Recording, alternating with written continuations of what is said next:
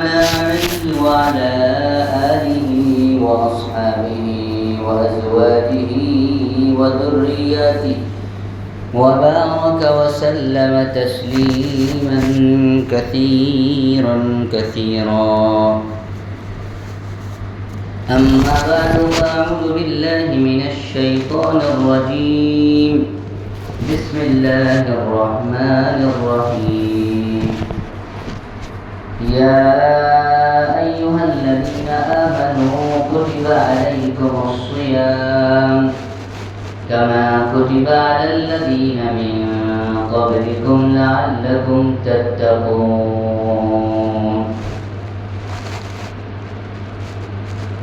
وعن سلمان الفارسي رضي الله تعالى عنه قال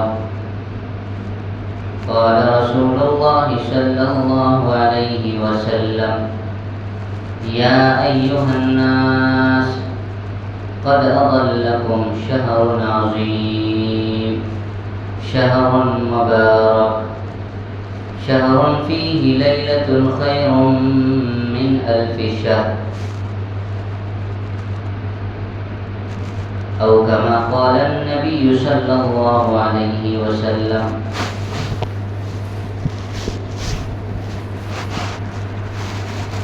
بہت ہی عزت و احترام کے مستحق میرے محترم بزرگوں اور دوستوں،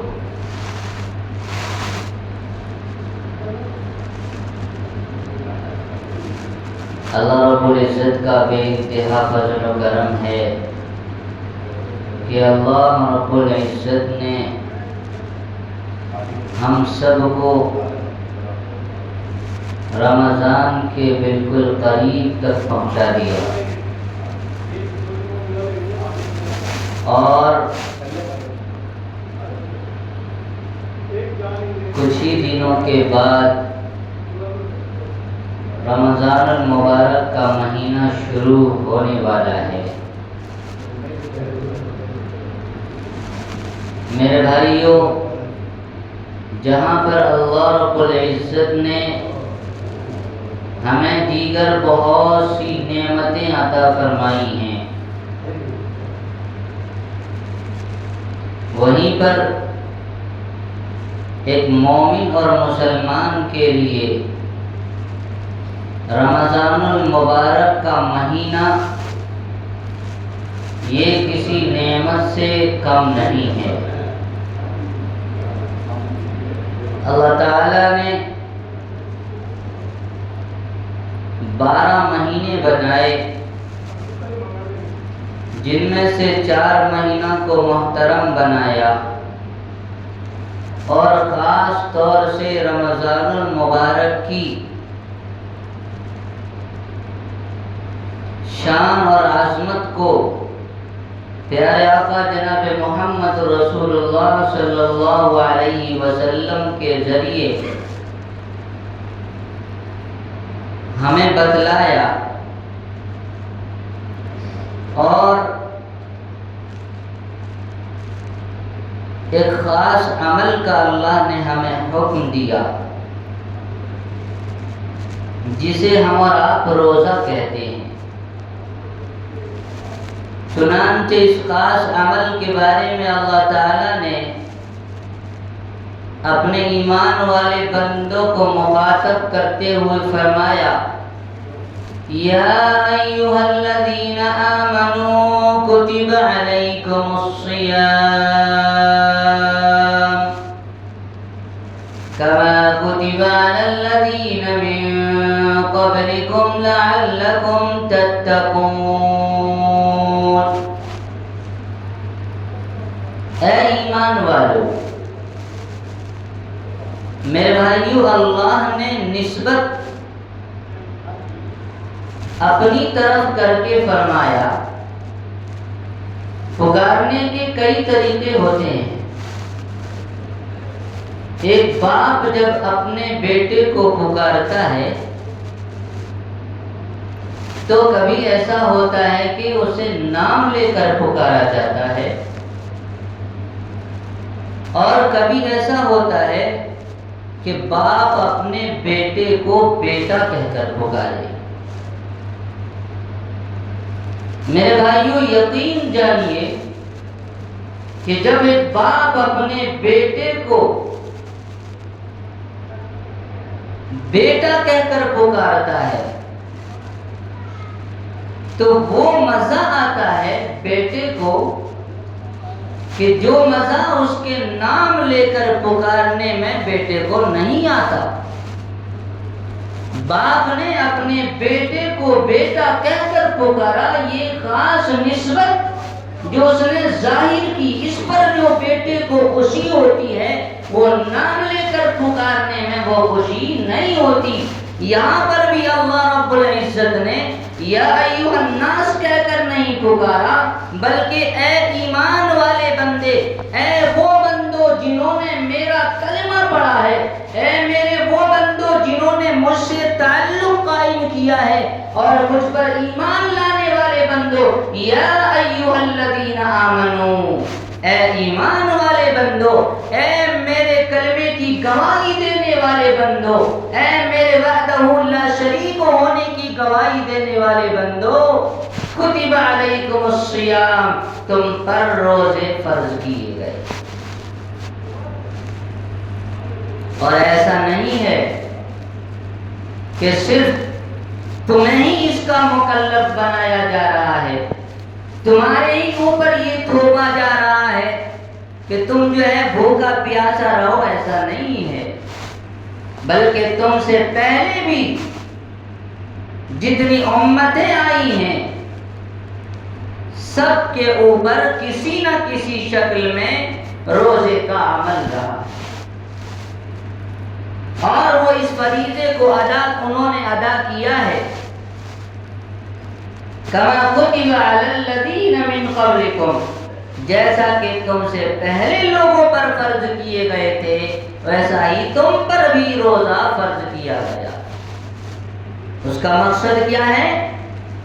لعلکم تتقون، تاکہ تمہارے اندر تقوی اور پرہیزگاری آ جائے۔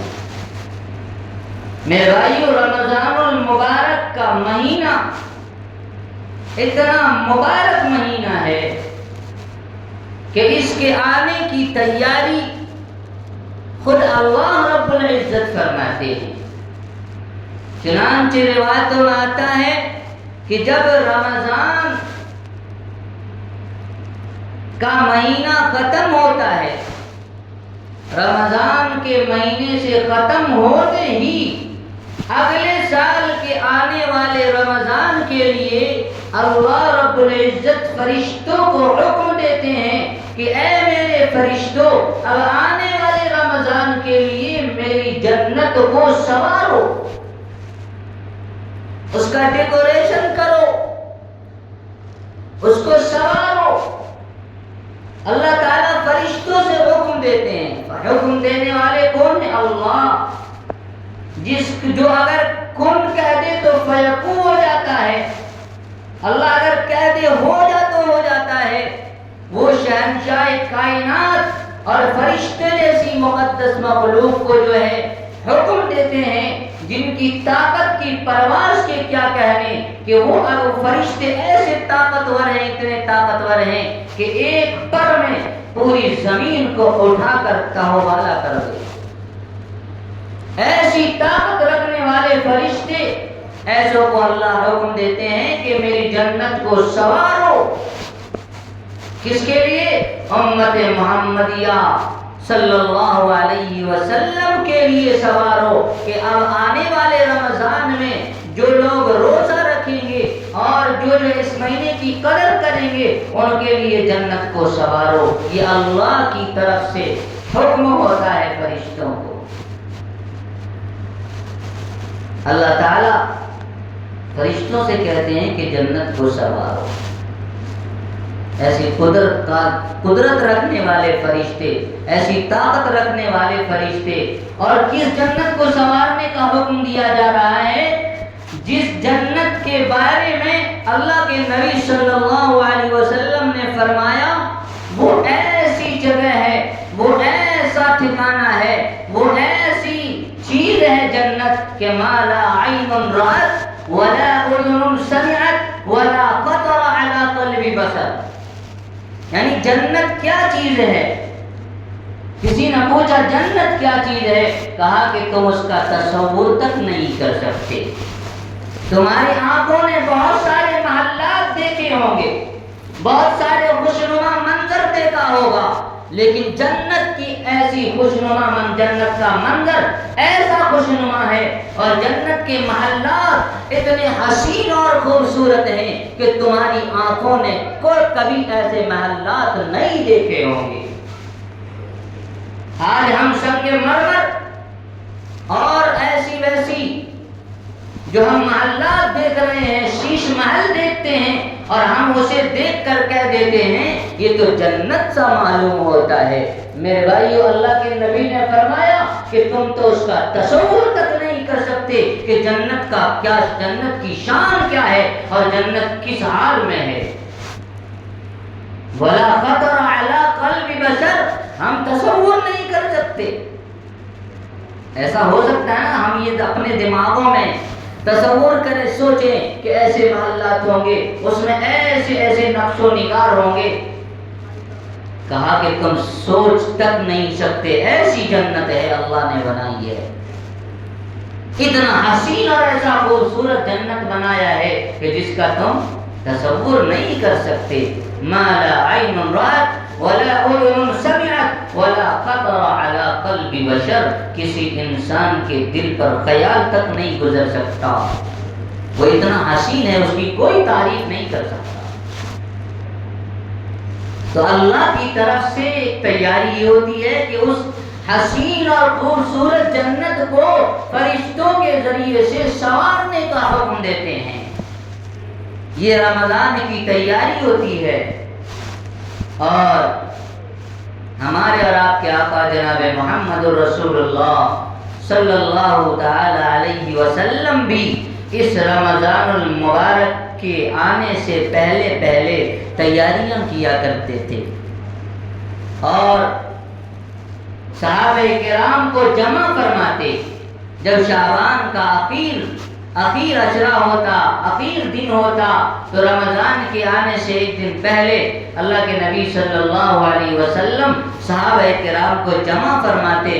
اور جیسا کہ حدیث میں حضرت سلمان فارسی رضی اللہ تعالیٰ عنہ بیان کرتے ہیں کہ اللہ کے نبی صلی اللہ علیہ وسلم نے ایک مرتبہ ہم تمام کو جمع فرمایا اور ہمارے سامنے بیان کیا، یا ایھا الناس، اے لوگو، قد اضلکم شہر عظیم، تمہارے سامنے بہت ہی بڑا مہینہ آ رہا ہے، بہت ہی بڑا مہینہ تمہارے اوپر سایہ فگن ہونے والا ہے. شہر مبارک، بڑی بابرکت، بہت ہی بابرکت مہینہ ہے، بہت ہی برکتوں والا مہینہ ہے، بہت ہی رحمتوں والا مہینہ ہے، اللہ کی کرم فرمائیوں والا مہینہ ہے کہ اللہ اس مہینے میں اپنے بندوں پر رحمت کی بارش برساتے ہیں اور ہزاروں لاکھوں کی تعداد میں اللہ تعالیٰ اس مہینے میں لوگوں کو جنت میں داخل فرماتے ہیں. چنانچہ فرمایا، شہر مبارک شہر فیہ لیلۃ خیر من الف شہر، اس مہینے میں ایک رات ایسی رات ہے جو 1000 مہینوں سے بہتر ہے. اور فرمایا جو کوئی چاہے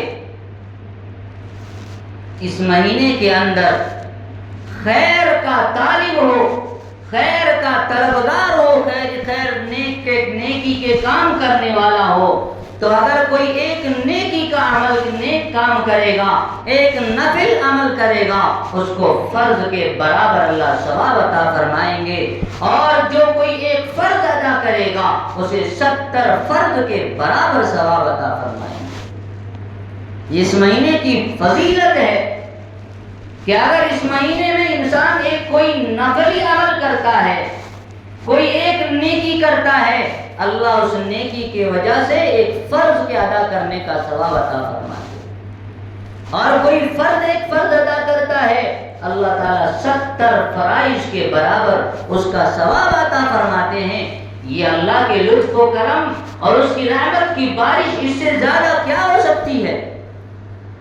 ہم دیگر مہینے میں ہم جو ہے ہزاروں جو ہے نفلی صدقات کر لیں، نفلی اعمال کر لیں، ایک فرض کے برابر نہیں ہو سکتا، ایک فرض کے برابر نہیں ہو سکتا۔ لیکن اس آنے والے رمضان کے مہینے میں کوئی ایک نفلی عمل کرتا ہے تو فرض کے ایک نفلی عمل کرتا ہے تو اسے فرض کے برابر ثواب ملتا ہے، اور جو ایک فرض ادا کرے اسے 70 فرائض کے برابر ثواب دیا جاتا ہے۔ یہ اللہ کی طرف سے نوازش، اللہ کی طرف سے عنایت۔ یہ اب کیا ہمیں اللہ کی طرف سے اور کیا چاہیے کہ اللہ نے گویا کہ ہمارے اوپر فضل کی بارش کر دی ہے، لیکن میرے بھائیوں بڑے ہی محروم القسمت ہیں وہ لوگ جو ایسے مہینے کو پا کر بھی غفلت میں زندگی گزار دے۔ تو پیارے آقا جناب محمد رسول اللہ صلی اللہ علیہ وسلم صحابہ کرام کو جمع فرما کر جو ہے اعلان فرمایا کہ دیکھو تمہارے سامنے بہت ہی عظمت والا مہینہ آ رہا ہے، بہت ہی برکت والا مہینہ آ رہا ہے، جس نے اس کی قدر کر لی اس نے مغفرت، اس کی مغفرت لازمی ہے۔ میرے بھائیو یہ مغفرت کا مہینہ، پہلا عشرہ رحمت کا، دوسرا عشرہ مغفرت کا، اور تیسرا عشرہ جہنم سے خلاصی کا، یہ اللہ کے نبی نے بیان فرمایا کہ جس کا پہلا عشرہ رحمت کا ہے، دوسرا عشرہ مغفرت کا ہے، اور تیسرا عشرہ جہنم سے خلاصی کا ہے۔ تو ایسی بابرکت مہینہ ہمارے اوپر سایہ فگن ہونے والا ہے۔ اللہ کے نبی صلی اللہ علیہ وسلم کا کیا حال ہوتا تھا کہ جب مہینہ آتا رمضان مبارک کا مہینہ، امی عائشہ رضی اللہ تعالیٰ عنہ فرماتی ہیں کہ آپ جو ہے اپنا کمر کس لیا کرتے تھے، شد میزرہ وَأَيْقَظَ أَهْلَهُ وَأَحْيَا لَيْلَهُ۔ آپ صلی اللہ علیہ وسلم کا خاص عمل یہ ہوتا تھا کہ جب یہ مہینہ آتا تو اپنے آپ کو عبادت کے لیے فارغ کر لیتے تھے، اپنے آپ کو بالکل فارغ کر لیتے تھے، ہمہ وقت اللہ کی عبادت میں ایک ایک لمحہ جو ہے اللہ کی عبادت میں گزارتے تھے۔ میرے بھائیوں وہ ذات جس کے جو ہے قدموں کی دھول نہیں کوئی ہو سکتا، جس کے لیے کائنات کو وجود بخشا گیا، ایسی بابرکت ذات جو ہے اس طرح سے اپنے آپ کو اپنے رب کے سامنے پیش کر دے تو جو ہم اور آپ جو گناہوں میں لگ کر جو ہے ہماری زندگی گزر رہی ہے، ہمارے جیسے گنہگار انسان، بھلا اس کو کتنا جو ہے اس مہینے کی قدر کرنے کی ضرورت ہے اور اپنے آپ کو اس مہینے میں نیکیاں حاصل کرنے کی ضرورت ہے۔ اللہ کے نبی نے ہمیں پیغام دیا، ہمیں سبق دیا کہ یہ اتنا بابرکت مہینہ ہے کہ جسے مجھ جیسا نبی، امام الانبیاء، خاتم الرسل، ایسی ذات، معصوم ذات جب جو ہے اس قدر اللہ سے رجوع کر رہی ہے اور اللہ کا قرب حاصل کر رہی ہے تو پھر تمہیں کتنا زیادہ اللہ سے قرب حاصل کرنے کی ضرورت ہے۔ تو آپ اپنے آپ کو عبادت کے لیے فارغ کر لیتے اور فرمایا وَأَيْقَظَ أَهْلَهُ، اپنے گھر والوں کو جگاتے، یعنی رات کے حصے میں اپنے اہل و عیال کو، اپنے گھر والوں کو جگاتے اور کہتے کہ یہ مہینہ اور اس مہینے کی یہ رات ہے، یہ سونے والی رات نہیں، یہ غفلت میں گزارنے والی رات نہیں، یہ نیکیاں حاصل کرنے والی رات ہے، اللہ کے سامنے رونے اور گرانے والی رات ہے۔ اس مہینے میں سونے سے زیادہ بہتر جاگنا ہے اور جاگ کر نیکیاں حاصل کرنا ہے، لہذا اپنے اہل و عیال کو جگاتے تھے کہ جاگو اور اللہ کی عبادت میں مشغول رہو۔ وَأَحْيَا لَيْلَهُ، اور رات کو زندہ کرتے کا مطلب رات میں اللہ کے نبی صلی اللہ علیہ وسلم اللہ کی عبادت میں مشغول رہا کرتے تھے۔ تو میرے بھائیو یہ آپ صلی اللہ علیہ وسلم کا خود ذاتی عمل تھا اور آنے سے پہلے اپنے صحابہ کرام کو اس پر آمادہ کرنے کے لیے بیان کیا کہ تمہارے سامنے بہت ہی بڑا مہینہ آ رہا ہے. فرمایا صیامہ فریضۃ، اس کا روزہ رکھنا ہر مسلمان پر فرض ہے. وقیام لیلہ تطوعا، اور اس آنے والے مہینے کی راتوں میں جاگنا، کھڑے ہو کر اللہ کی عبادت میں مشغول ہونا.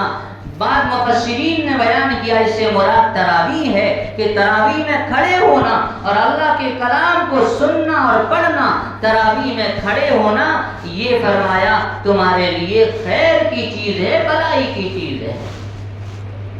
وقیام لیلہ تطوعا، اس کی رات میں جاگنا، کھڑے ہونا. اور ایک حدیث میں اللہ کے نبی صلی اللہ علیہ وسلم نے فرمایا من قام رمضان ایمانا و احتسابا، جس نے ایمان کے ساتھ اللہ پر بھروسہ کرتے ہوئے جو کوئی اس رات میں تراویح کے لیے کھڑا ہوگا یا پھر اللہ کے لیے اللہ کی رضامندی حاصل کرنے کے لیے نوافل میں کھڑا ہوگا، تراویح میں کھڑا ہوگا اور رات کو وہ اپنی عبادت میں اپنے آپ کو مشغول کرے گا، فرمایا غفر له ما تقدم من ذنبہ، اس کے پچھلے تمام گناہ اللہ تعالیٰ معاف فرما دیں گے. من صام رمضان، دوسری روایت ہے من صام رمضان ایمانا و احتسابا، جس نے اس مہینے میں روزہ رکھا اخلاص کے ساتھ، اللہ اس کی بھی پچھلے اس کے تمام گناہ معاف فرما دیں گے. میرے بھائیو، یہ ہے اللہ کی طرف سے کرم فرمائی، یہ ہے اللہ کی طرف سے نوازشات. اسی لیے تو فرمایا کہ بڑائی محروم القسمت ہے وہ شخص، بڑائی محروم القسمت ہے وہ شخص جو رمضان المبارک کا مہینہ پائے اور اپنی مغفرت نہ کرا لے. حدیث ہے کہ ایک مرتبہ اللہ کے نبی صلی اللہ علیہ وسلم نے منبر کے پہلے سیڑھی پر قدم رکھا، فرمایا آمین.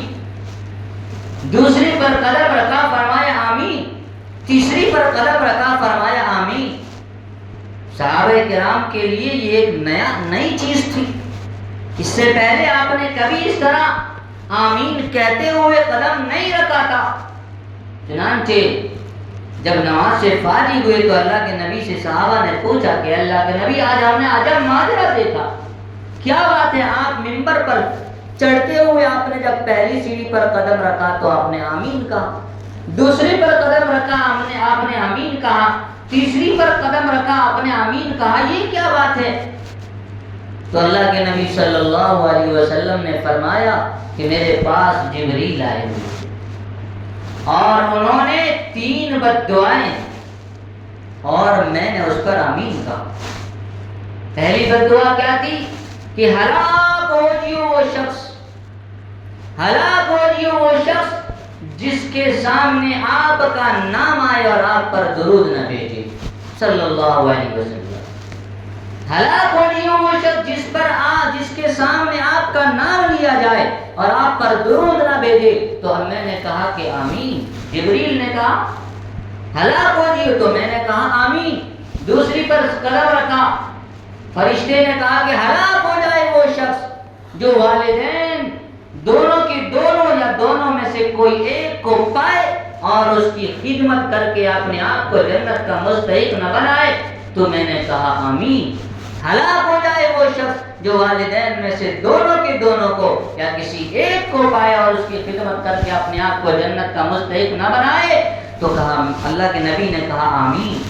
اور تیسری پر قدم رکھا، کہا ہلاک ہو جائے. جبریل نے کہا ہلاک ہو جائے وہ شخص جو رمضان المبارک کا مہینہ پائے اور اپنی مغفرت نہ کرا لے.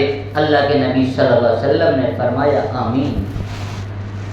میرے بھائیوں، کہاں فرشتوں کا سردار بد دعا کرنے والا، فرشتوں کا سردار جبریل ہے، اور یہاں آمین کہنے والا انبیاء کے سردار امام الانبیاء خاتم النبیین جناب محمد رسول اللہ صلی اللہ علیہ وسلم کی ذات گرامی ہے.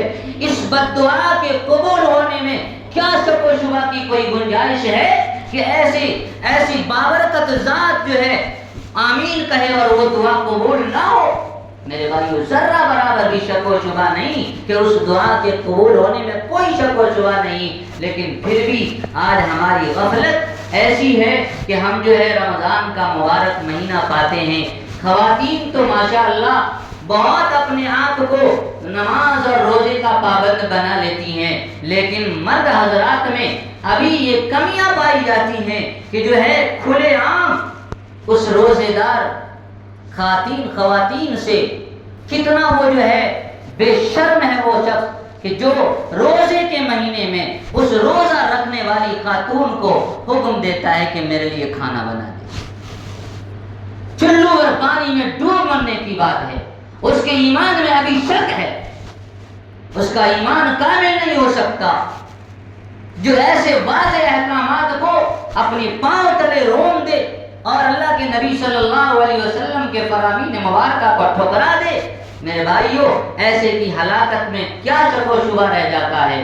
میرے لیے ہمارے اور آپ کے لیے بڑی شرم کی بات ہے، اس لیے میرے بھائیوں آنے والے مہینے کی ہم اور آپ قدر کریں، اور اللہ نے جو حکم دیا ہے ہمیں 11 مہینے تک کھاتے پیتے رہے، اپنی مرضی سے کھاتے پیتے رہے، ہمیں کوئی روکنے والا نہیں تھا۔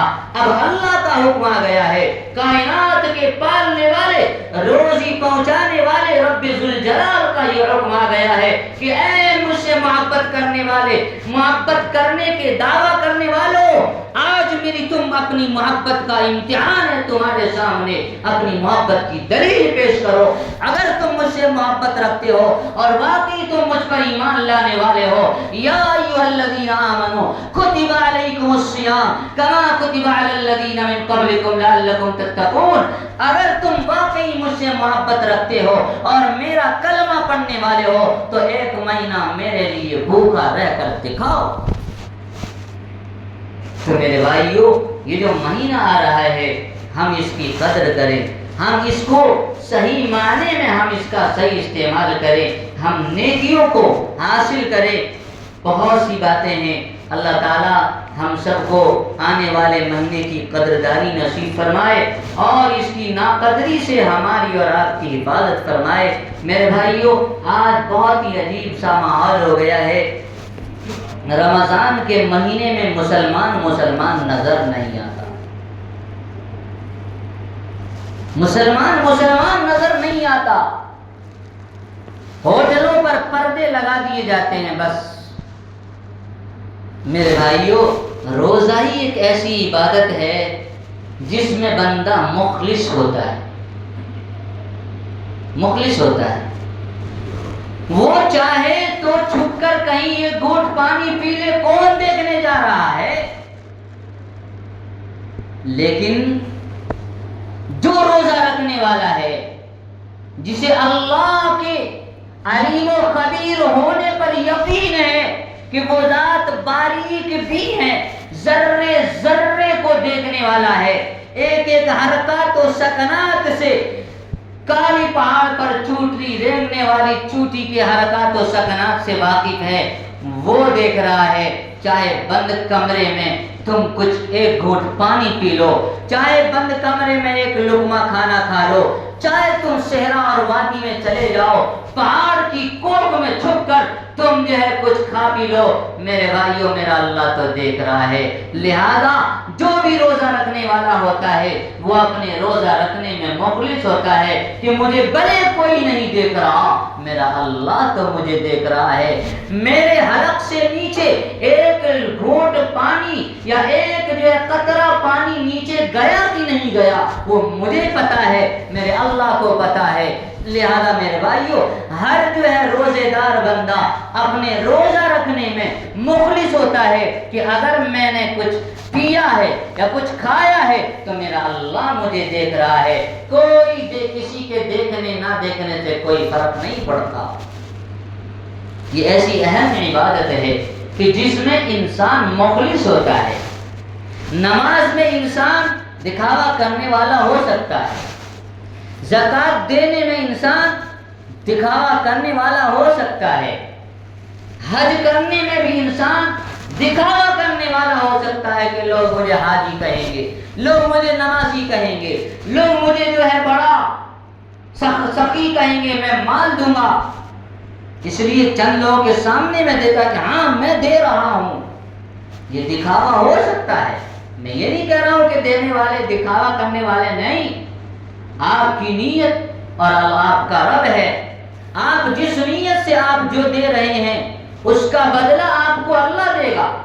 لیکن میں یہ کہنا چاہ رہا ہوں کہ کسی طرح کا اس میں شائبہ ہو سکتا ہے کہ انسان نماز پڑھنے میں بھی دکھاوا کر لے کہ مجھے کوئی دیکھ رہا ہے، ذرا میں اچھے طریقے سے نماز پڑھوں۔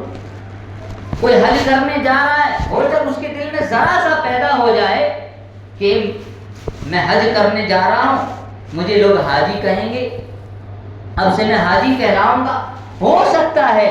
لیکن میرے بھائیو، یہ روزہ ایک ایسی عبادت ہے جس میں بندہ مخلص ہوتا ہے، اس سے کوئی دیکھنے نہیں گیا کہ اس نے کیا کھایا نہیں کھایا، اس نے کیا پیا نہیں پیا، اس نے جو ہے کیا بدماشی کی، کوئی نہیں جاننے والا ہے، لیکن اللہ تو دیکھ رہا ہے۔ تو روزہ رکھنے والا بندہ مخلص ہوتا ہے کہ کوئی دیکھے نہ دیکھے، میرا اللہ دیکھ رہا ہے، میں روزہ اللہ کے لیے رکھا ہوں۔ جب بندہ اللہ کے لیے روزہ رکھتا ہے تو اللہ نے بھی فرما دیا کہ چونکہ میرا بندہ مخلص ہے اس لیے اعلان کر دیا، چنانچہ نماز کا بدلہ اللہ فرشتوں کے ذریعے سے کل قیامت کے دن دلوائیں گے، زکوٰۃ کا بدلہ فرشتوں کے ذریعے سے دلوائیں گے، اور دیگر جو ہے اس نے جو خیر کے کام کیے ہیں سب کا بدلہ اللہ فرشتوں سے دلوائیں گے۔ لیکن جب روزے کی باری آئے گی اللہ تعالیٰ فرمائیں گے الصوم لی وانا اجزی بھی، روزہ میرے لیے ہے، بندہ روزہ رکھنے والا میرے لیے ہے، اس کا اخلاص میرے سامنے ہے کہ اس نے کس درجے مخلص ہو کر روزہ رکھا تھا۔ اس لیے اے فرشتوں درمیان میں حائل نہ ہو، ہٹ جاؤ، میں اس کا بدلہ خود اپنے ہاتھوں سے عطا کروں گا۔ میرے بھائیوں، کتنی بڑی بات ہے کہ جب ہم روزہ رکھیں گے ہمارا رب ہمیں اپنے ہاتھوں سے جب بدلہ عطا کرے گا تو پھر میرے بھائیوں ہمارے لیے کیا شان ہوگی، ہمارے لیے کیا عظمت کی بات ہوگی۔ آج ہم چند کوڑیوں کے مالک لوگوں کے پاس سر جھکائے کھڑے ہوتے ہیں اور اس کی طرف سے اگر کچھ مل جائے ہم اپنے آپ کو بڑے فخر محسوس کرتے ہیں، اپنے آپ کو بڑا جو ہے عزت دار سمجھنے لگتے ہیں۔ میرے بھائی اس عالم کا کیا کہنا ہوگا، اس وقت کا کیا عالم ہوگا جب کائنات کا رب ہمارے اور آپ کے سامنے، ہمارا ساری کائنات کے سامنے، جب اولین و آخرین تمام کے تمام لوگ جمع ہوں گے میدان محشر میں، ساروں کا ہجوم ہوگا۔ اس وقت جب سب کے سامنے ہمیں عزت اور شرافت سے ہمارے اعمال کا بدلہ اللہ اپنے ہاتھوں سے دیں گے تو پھر ہمارے لیے کیا عزت کی بات ہوگی، کیا شان کی بات ہوگی۔ اس سے زیادہ تو کوئی عزت اور شان کی بات نہیں ہو سکتی۔ تو میرے بھائیوں، کہنے کا مطلب یہ ہے کہ ہمارے سامنے بہت ہی بڑا مہینہ آ رہا ہے، ہم اس کی قدر کریں۔ آج اللہ تعالیٰ نے اس کی تیاری کی، چنانچہ جنت کو سنوارنے لگا دیا۔ اللہ کے نبی نے بھی اس کا اہتمام کیا، تیاریاں کی، اور ہم بھی ایک تیاری کرتے ہیں۔ ہماری تیاری کیا ہوتی ہے کہ ہم جو ہے اچھے سے اچھے افطار کا انتظام کرتے ہیں۔ ہماری تیاری کیا ہوتی ہے کہ اب عید آنے والے ہیں، ابھی سے عید کے کپڑے اچھے سے اچھے بنوانے ہیں، یہ فکر ہوتی ہے۔ میرے بھائیوں، ہمیں فکر یہ ہو کہ ہمارا یہ آنے والا مہینہ، اس مہینے کے بعد پتہ نہیں ہماری زندگی کی کہیں شام نہ ہو جائے اور اس کے بعد دوسرا رمضان ملے نہ ملے، میں اس آنے والے مہینے میں اپنی مغفرت کرا کے اللہ کی بارگاہ میں حاضر ہوں گا۔ اگر کہیں اللہ کی بات، کہیں اگر میرا لسٹ میں نام لکھا ہو کہ میں اس سال کے بعد آئندہ سال مجھے رمضان نہیں ملنے والا، تو میں اس سال کے رمضان میں اپنی مغفرت کرا کے گناہوں سے پاک صاف ہو کر میں اپنے رب کی بارگاہ میں حاضر ہوں گا۔ سبھی حضرات نیت کریں، اور ماشاءاللہ دیکھیے میں نے کہا کہ اس مہینے میں ایک نیکی کا ثواب جو نفلی درجے کا ہو فرض کے برابر ہو جاتا ہے، اور فرض کا 70 فرض کے برابر۔ تو ماشاءاللہ آپ ہر مہینے ماشاءاللہ آپ خیر کے کام کرنے والے ہیں، اس مہینے میں آنے والے مہینے میں زیادہ سے زیادہ اس کا اہتمام کریں۔ اور آپ حضرات سے گزارش یہ بھی ہے کہ جہاں آپ دوسری جگہوں پر آپ خرچ کریں گے، اپنے مال کے ذریعے سے تعاون کریں گے، یہ مسجد بھی آپ سے امید لگائے ہے، اس مسجد میں بھی تقاضا ہے، ضرورت ہے۔ آپ دیکھ رہے ہیں اتنا جلدی یہ مسجد تیار ہو گیا، اس میں جو کام کرنے والے مزدور لگے، کچھ مزدوروں کے ابھی ان کے جو ہے مزدوری بھی دینی باقی ہے، کیونکہ انہوں نے بہت ہی محنت کر کے جلدی تیار کرنا تھا اور رمضان گزارنی تھی، اس لیے ماشاءاللہ ہو گیا۔ اب اس کے اندر چند ضرورتیں ہیں آپ کے سامنے عرض کر دوں، ایک گیٹ لگوانے ہیں، اس کے علاوہ اور ہمارے یہاں کیونکہ یہ جو ہے نا ویرانے میں ہے، آبادی ذرا دور ہٹ کے ہے، یہاں پہ ڈر ہے کہ جو ہے کہیں کوئی آ کر، اب جو ماشاءاللہ UPS بھی آ گیا ہے، بیٹھر آ گیا ہے، یہ قیمتی چیزیں آج کل چوریاں بھی بہت ہوتی ہیں، تو اس کی حفاظت کے لیے بھی جو ہے نا چاہ رہے ہیں کہ جو ہے اور بھی کچھ حفاظت کے لیے کیمرے وغیرہ کا انتظام ہو جائے، اور مزدوری تقریباً 40 سے 50 ہزار دینے ہیں، لہذا آپ حضرات سے گزارش ہے کہ آپ حضرات سے جہاں تک ہو سکے دل کھول کر تعاون کریں، انشاءاللہ آپ کی یہ قربانی ضائع نہیں ہوگی، بیکار نہیں جائے گا۔ اللہ تعالیٰ آپ سب کو بہترین بدلہ عطا فرمائے اور ہم سب کو آنے والے مہینے کی اللہ قدردانی نصیب فرمائے۔ وما توفیقی